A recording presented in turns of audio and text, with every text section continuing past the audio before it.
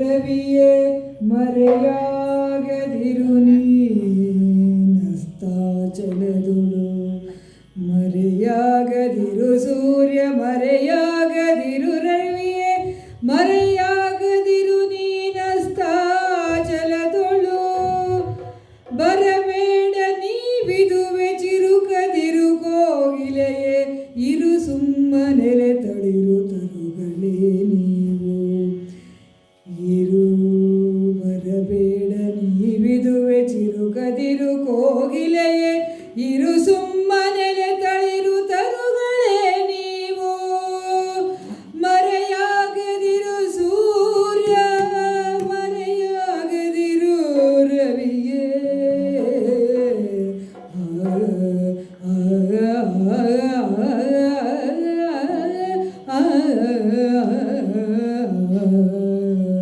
ಮರೆಯಾಗದಿರು ಸೂರ್ಯ.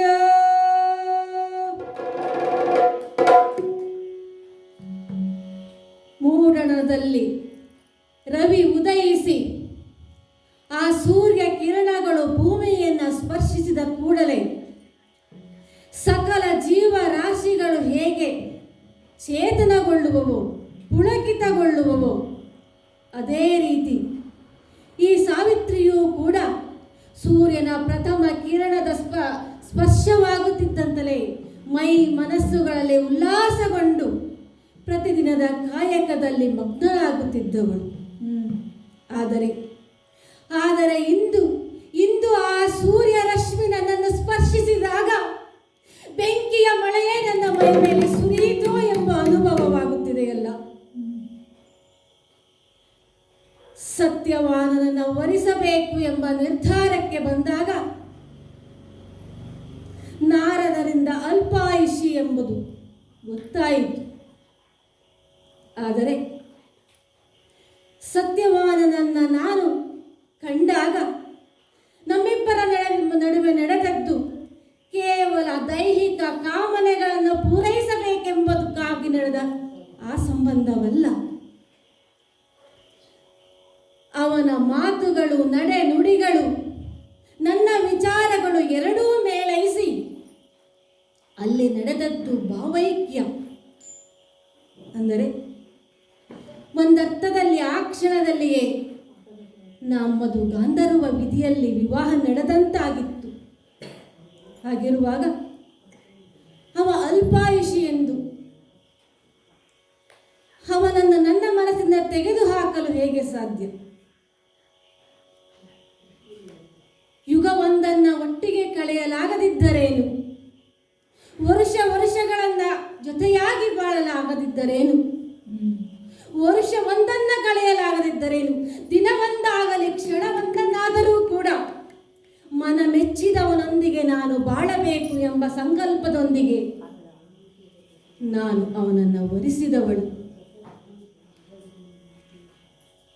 ನಾರದರು ಭವಿಷ್ಯವನ್ನು ನುಡಿದರೂ ಕೂಡ ಮನದಲ್ಲಿ ಒಂದು ಆತ್ಮವಿಶ್ವಾಸವಿತ್ತು. ಚಿರ ಸೌಭಾಗ್ಯವತಿಯಾಗಿ ಬಾಳು ಎಂದು ಹರಸಿದ್ದರಲ್ಲ. ಆ ಸುಮನನ ಮಾತು ಸುಳ್ಳಾಗಲು ಸಾಧ್ಯವೇ? ಆ ನಂಬಿಕೆಯೊಂದಿಗೆ ನಾನು ಈ ಒಂದು ವರ್ಷವನ್ನ ಸಂತೋಷವಾಗಿ ಸತ್ಯವಾನನೊಂದಿಗೆ ಕಳೆದವಳು. ಹಾಗಂತ ಮನದಲ್ಲಿ ದುಗುಡ ಇರಲಿಲ್ಲ ಅಂತ ಅಲ್ಲ. ಅದನ್ನೆಲ್ಲವನ್ನೂ ಕೂಡ ನನ್ನೊಳಗೆ ನುಂಗಿಕೊಂಡು ಅದರ ಕಿಂಚತ್ತು ಛಾಯೆಯೂ ಕೂಡ ನನ್ನ ಮುಖದಲ್ಲಿ ಬರದಂತೆ ದಿನಗಳನ್ನು ಕಳೆದಿದ್ದೇನೆ. ಆ ನಮ್ಮಿಬ್ಬರ ನಡುವಿನ ಈ ದಿನಗಳು ಅದೆಷ್ಟು ಸಂತೋಷಮಯವಾಗಿದೆ. ದಿನ ಉರುಳಿದ್ದೇ ನನಗೆ ಗೊತ್ತಾಗದ ರೀತಿಯಲ್ಲಿ ನಾವಿಬ್ಬರು ಬದುಕಿದ್ದೇವೆ. ಆದರೆ ನಾವೆಷ್ಟು ತಡೆದರೂ ಕೂಡ ಕಾಲ ಮುಂದೆ ಹೋಗುವುದನ್ನು ನಿಲ್ಲಿಸಲು ಸಾಧ್ಯವೇ?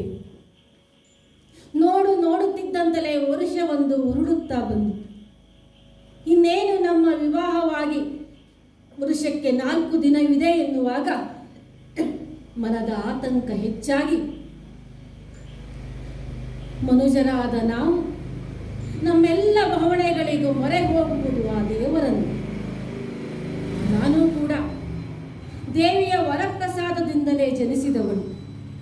ಅಷ್ಟೇ ಅಲ್ಲ, ಅನವರತ ದೇವಿಯನ್ನು ಅರ್ಚಿಸುತ್ತಾ ಬಂದವಳು ಕೂಡ. ಹಾಗಾಗಿ ಒಂದರ್ಥದಲ್ಲಿ ಕ್ಷಾತ್ರತ್ವಕ್ಕಿಂತ ನನ್ನಲ್ಲಿ ದೈವತ್ವವೇ ಜಾಸ್ತಿ ನನ್ನಲ್ಲಿ ಮೂಡಿ ಬಂದಿದೆ ಅಂತಲೇ ಹೇಳಬಹುದು. ಹಾಗಾಗಿ ಈ ಸಂಕಷ್ಟ ಕಾಲದಲ್ಲಿ ನಾನು ಇನ್ಯಾರ ಮೊರೆ ಹೋಗಬೇಕು? ನಮ್ಮನ್ನೆಲ್ಲ ಪೊರೆಯುವ ಆ ದೇವಿಯೇ ತಾನೇ ನನ್ನನ್ನೂ ರಕ್ಷಿಸಬೇಕು ಎಂಬ ಕಾರಣಕ್ಕೋಸ್ಕರವಾಗಿ, ದೇವಿಯನ್ನು ಅರ್ಚಿಸುವುದಕ್ಕೋಸ್ಕರವಾಗಿ ನಿರಶನ ವ್ರತವನ್ನು ಕೈಗೊಂಡೆ. 4 ದಿನಗಳ ಪರ್ಯಂತ ದೇವಿಯನ್ನು ಅರ್ಚಿಸಿದ್ದೇನೆ. ಪೂಜೆ ತಂತ್ರ ವಿಧಾನಗಳನ್ನು ಅರಿಯದಿದ್ದರೂ ಭಕ್ತಿಯಿಂದ ಬೇಡಿದ್ದೇನೆ. ಭಗವಂತ ಎಂದಿದ್ದರೂ ಕೂಡ ಒಲಿಯುವುದು ಆಡಂಬರಕ್ಕಲ್ಲ, ಭಕ್ತಿಗೆ, ಸಮರ್ಪಣೆಗೆ ಎಂಬುದನ್ನು ಅರಿತವಳು ನಾನು. ಈ ದಿವಸ ಉದಯಿಸಿದ ಸೂರ್ಯ ಅಸ್ತಮಿಸಬಾರದೆ. ಅಸ್ತಮಿಸಿದರೆ ಜಗತ್ತಿಗೆ ಕತ್ತಲ ಆವರಿಸಿದರೂ ಕೂಡ ನಾಳೆ ಮತ್ತೆ ಬೆಳಕಾಗುತ್ತದೆ. ಆದರೆ ಈ ಸಾವಿತ್ರಿಯ ಬದುಕಿನಲ್ಲಿ ಮತ್ತೆ ಬೆಳಕು ಮೂಡಲು ಸಾಧ್ಯವಿಲ್ಲ ಎಂಬ ಆತಂಕ ನನ್ನನ್ನು ಕಾಡುತ್ತಿದೆ. ಹಾಗಾಗಿ ರವಿತೇಜ, ನಿನ್ನಲ್ಲಿ ಬೇಡುತ್ತಾ ಇದ್ದೇನೆ, ನೀನಿಂದು ಅಸ್ತಮಿಸದಿರು. ನೀನು ಅಸ್ತಮಿಸಿದೆ ಎಂದಾದರೆ ಈ ಸಾವಿತ್ರಿ ಮತ್ತೆ ಬೆಳಕನ್ನು ಕಾಣಲಾರರು ದೇವ. ಆ ವೈವಸ್ವತನಿಗೆ ವಿಸ್ಮೃತಿ ಬರುವಂತೆ ಮಾಡು. ಅವ ತನ್ನ ಕರ್ತವ್ಯವನ್ನು ಮರೆಯುವಂತೆ ಮಾಡು. ಕೋಗಿಲೆ, ನಿನ್ನ ಹಿಂಪಾದ ಕಂಠದಿಂದ ನುಡಿಯಬೇಡ. ನೀ ನುಡಿದರೆ ಮತ್ತೆ ಬೆಳಗಾಗುವುದು. ಅದನ್ನು ಎದುರಿಸುವ ಶಕ್ತಿ ಈ ಸಾವಿತ್ರಿಗಿಲ್ಲ. ಬಿರುಗಾಳಿ ಬೀಸಿ ನನ್ನ ಬದುಕನ್ನ ನುಚ್ಚು ನೂರಾಗಿಸಬೇಡ. ಸೂರ್ಯದೇವ, ನಿನ್ನಲ್ಲಿ ಕೈ ಮುಗಿದು ಬೇಡುತ್ತಿದ್ದೇನೆ, ನೀನಿಂದು ಪಡುವಣದಲ್ಲಿ ಅಸ್ತಮಿಸದಿರು ದೇವ, ಅಸ್ತಮಿಸದಿರು ಎಂದು ಬೇಡುತ್ತಿರುವ ಈ ಸಂದರ್ಭದಲ್ಲಿಯೇ ಇದೇನಿದು?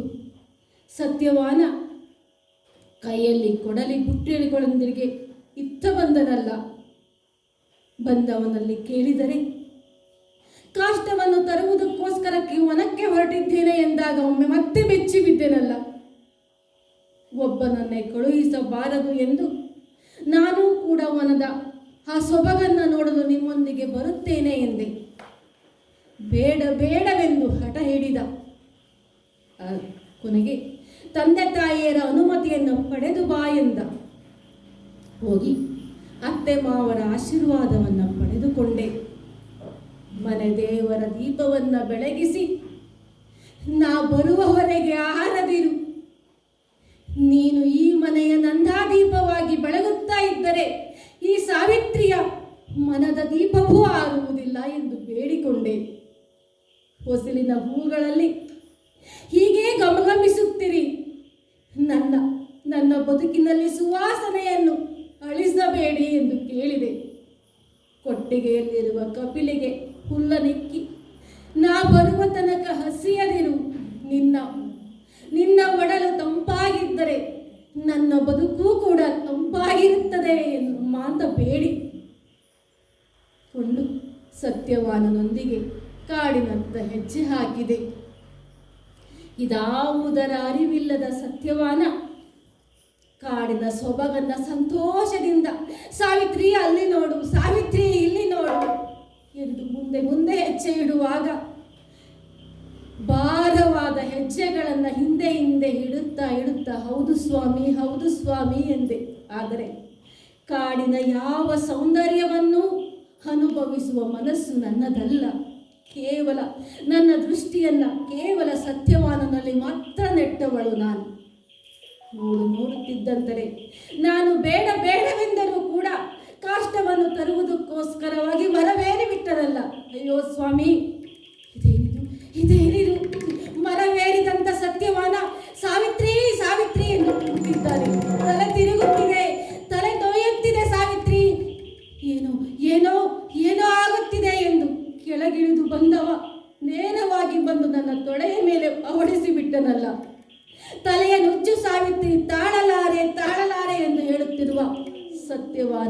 ಬಾಯನ್ನ ಉಜ್ಜುತ್ತಾ ಇದ್ದೇನೆ. ಬಿಸು ಸೈದಳೆನ್ನ ಗೋಳಿಗೆ ಮರುಗುವವರಿಲ್ಲ.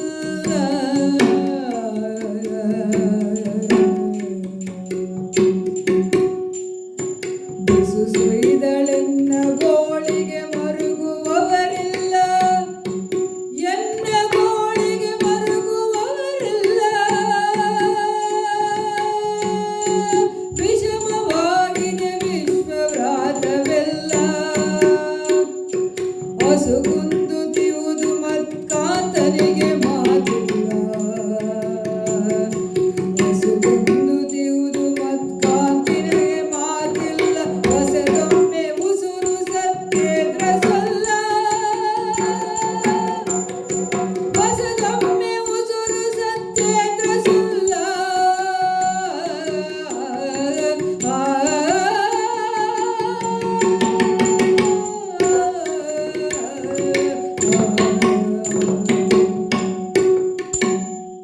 ಅಯ್ಯೋ ಅಯ್ಯೋ, ಇದೇನು ನೋಡುತ್ತಿದ್ದೇನೆ?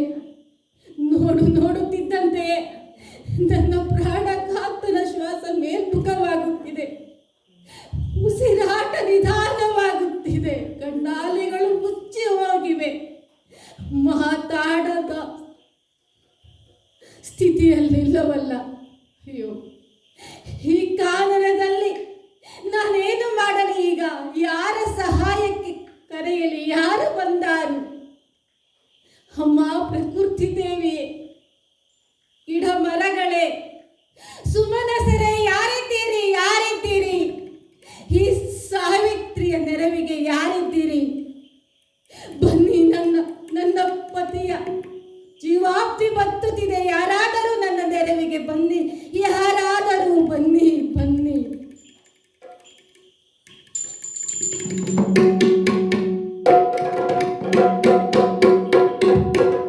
ಇತ್ತಲಂತಕ ಒಪ್ಪೆ ಮೂಲಗ.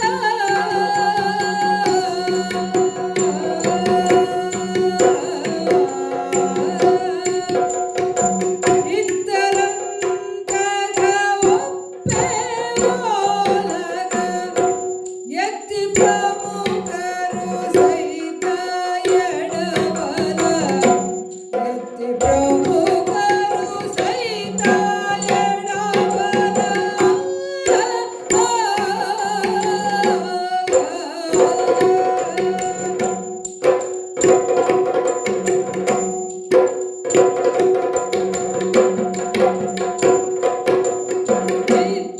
ಚಿತ್ರಗುಪ್ತರ ಮೆರೆಸಿದ ಮದ ಮತ್ತೆ ನೋಡಿದ. ಚಿತ್ರಗುಪ್ತರ ಮೆರೆಸಿದ ಮದ ಮತ್ತೆ ನೋಡಿದ.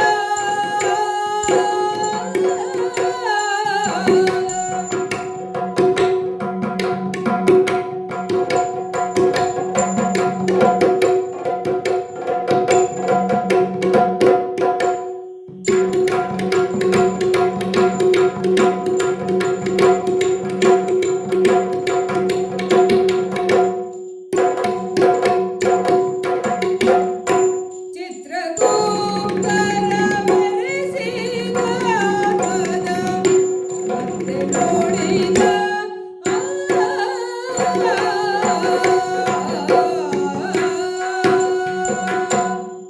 ಮುಕ್ಕೋಟಿ ದೇವತೆಗಳಲ್ಲಿ ಒಬ್ಬನಾಗಿ, ಅಷ್ಟದಿಕ್ಪಾಲಕರಲ್ಲಿಯೂ ಒಬ್ಬನಾಗಿ, ಶೈಮಿನಿ ನಾಮಕವಾದ ಪಟ್ಟಣಕ್ಕೆ ಅಧಿಪತಿಯಾದ ನನ್ನನ್ನು ಮರ್ತ್ಯಲೋಕದವರು ಯಮನೆಂದು, ಕಾಲನೆಂದು, ಮೃತ್ಯುವೆಂದು ಕರೆಯುತ್ತಾರೆ. ಅವರವರ ಭಾವಕ್ಕೆ ತಕ್ಕಂತೆ. ಹೌದು, ಈ ಮರ್ತ್ಯಲೋಕದಲ್ಲಿ ಪ್ರತಿಯೊಂದು ಜೀವಿಯು ಅದರ ಹಿಂದಿನ ಜನ್ಮದ ಕರ್ಮಾನುಸಾರವಾಗಿಯೇ ಉದ್ಭವಿಸುತ್ತದೆ. ಬ್ರಹ್ಮನ ಸೃಷ್ಟಿ 4 ಬಗೆಯಲ್ಲಿ ಆಗುತ್ತದೆ. ಆ ಜೀವಿ ಇಲ್ಲಿ ಹುಟ್ಟಿದ ಮೇಲೆ ತನ್ನ ಆಯುಷ್ಯವನ್ನು ಕಳೆದು ಮುಂದೆ ಬರಲೇಬೇಕಾದಂತಹ ಸ್ಥಾನ ನನ್ನ ಪಟ್ಟಣ, ಸಂಯಮಿನಿ ಪಟ್ಟಣ.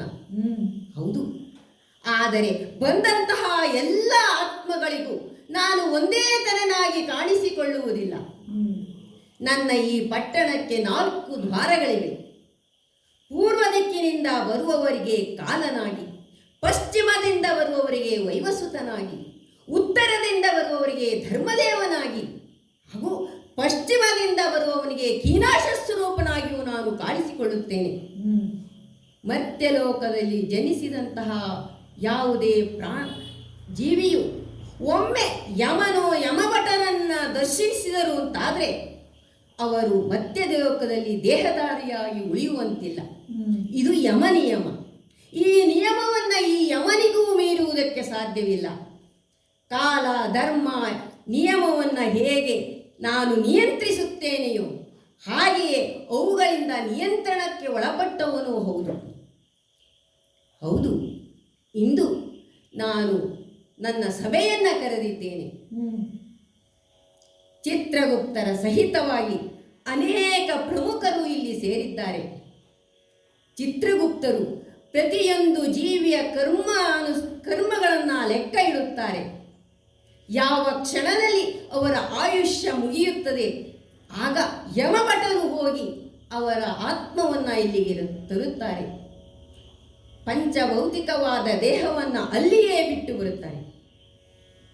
ಇಂದೂ ಕೂಡ ನಾನು ಚಿತ್ರಗುಪ್ತರಲ್ಲಿ ಕೇಳಿ ಯಾವ ಜೀವಾತ್ಮ ಇಲ್ಲಿಗೆ ಬಂದಿದೆ, ಯಾವ ಕರ್ಮವನ್ನು ಮಾಡಿ ಬಂದಿದೆ ಎಂದು ಕೇಳಿದಾಗ ಅವರ ಸವಿಸ್ತಾರವಾಗಿ ಎಲ್ಲವನ್ನೂ ನನ್ನ ಮುಂದೆ ಬಿತ್ತರಿಸಿದರು. ಯಾವ ಆತ್ಮಕ್ಕೆ ಯಾವ ಗತಿಯನ್ನು ನೀಡಬೇಕೋ ಅದನ್ನು ನೀಡಿದ್ದೇನೆ. ಆದರೆ ವಿಶೇಷವಾಗಿ ಇಂದು ಭೂಲೋಕದಲ್ಲಿ ಒಂದು ಕಾರ್ಯ ನಡೆಯಿತು ಅಂತ ಹೇಳ್ತಾ ಇದ್ದಾರೆ. ವಿಷಯ ಏನೆಂದು ಕೇಳಿದರೆ, ಸತ್ಯವಾನ ನಾಮಕನಾದ ಒಬ್ಬ ವ್ಯಕ್ತಿಯ ಆಯುಷ್ಯ ಮುಗಿದಿದ್ದು ಅವನ ಪ್ರಾಣಜ್ಯೋತಿಯನ್ನು ತರಲು ಹೋದಂತಹ ನಮ್ಮ ಕಿಂಕರರಿಗೆ ಅವನ ಹತ್ತಿರ ಹೋಗಿ ಪಾಶವನ್ನು ಹಾಕಿ ಪ್ರಾಣವನ್ನು ಸೆಳೆಯುವುದಕ್ಕೆ ಕಷ್ಟವಾಗ್ತಾ ಇದೆ. ಯಾಕೆ? ಕಾರಣ ಸತ್ಯವಾನನಲ್ಲ, ಅವನ ಮಡದಿಯ ವ್ರತದ ಜ್ವಾಲಾ ಸುಳಿ ಅವರ ದೇಹವನ್ನೇ ದಹಿಸುತ್ತಿದೆಯಂತೆ. ಆ ಯಮಪಾಶವನ್ನು ಇಕ್ಕುವ ಸಮಯದಲ್ಲಿ ಆ ಸತ್ಯವಾನ ತನ್ನ ಹೆಂಡತಿಯ ತೊಡೆಯ ಮೇಲೆ ತಲೆಯನ್ನು ಇಟ್ಟು ಪವಡಿಸಿದನಂತೆ. ಹಾಗಾಗಿ ನಮ್ಮಿಂದ ಸಾಧ್ಯವಾಗದಂತಹ ಕೆಲಸ ಇದಾಯಿತು ಎಂದು ಆತಂಕದಿಂದಲೇ ಹೇಳಿದ್ದಾರೆ. ಆದರೆ ಕಿಂಕರರು ಮಾಡಲಿಲ್ಲ ಎಂಬ ಕಾರಣಕ್ಕೆ ನನ್ನ ನಡೆಯನ್ನು ನಾನು ಬದಲಾಯಿಸುವಂತಿಲ್ಲ. ಈ ಸ್ಥಾನಕ್ಕೆ ಅದು ತಕ್ಕದಾದುದೂ ಅಲ್ಲ. ಹಾಗಾಗಿ ನಾನೇ ಹೋಗಿ ಆ ಸತ್ಯವಾನನ ಪ್ರಾಣವನ್ನು ತರುತ್ತೇನೆ ಎಂದು ಹೇಳಿದ್ದೇನೆ. ಆ ಸತಿ ಏನು ಈ ಅವನ ಕಾಲಪಾಶವನ್ನೇ ಧಿಕ್ಕರಿಸಿದಳೆ.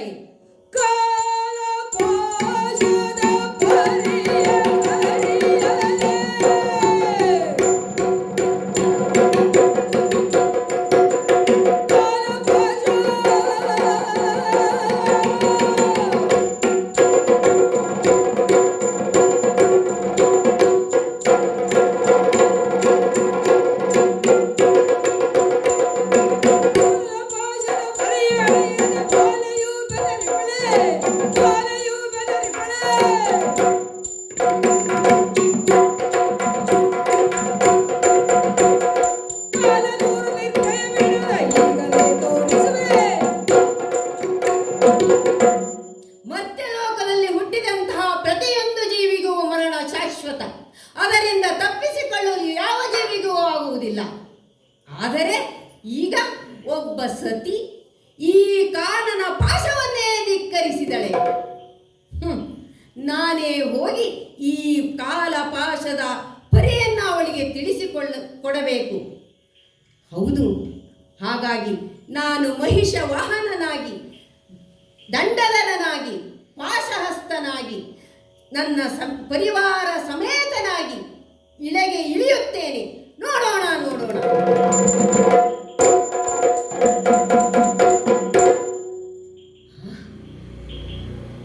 ಇಳೆಗೆ ಇಳಿದು ಬಂದದ್ದು ಹೌದು, ನನ್ನ ಪರಿವಾರವನ್ನ ಹಿಂದೆ ಇಟ್ಟಿದ್ದೇನೆ. ನಾನೇ ಮುಂದೆ ಹೋಗಿ ನೋಡುತ್ತೇನೆ ಎಂದು ಅವರಿಗೆ ಹೇಳಿದ್ದೇನೆ. ಇಲ್ಲಿ ಬಂದು ನೋಡಿದರೆ ಇದೇನು ಆಶ್ಚರ್ಯ! ಅಬ್ಬ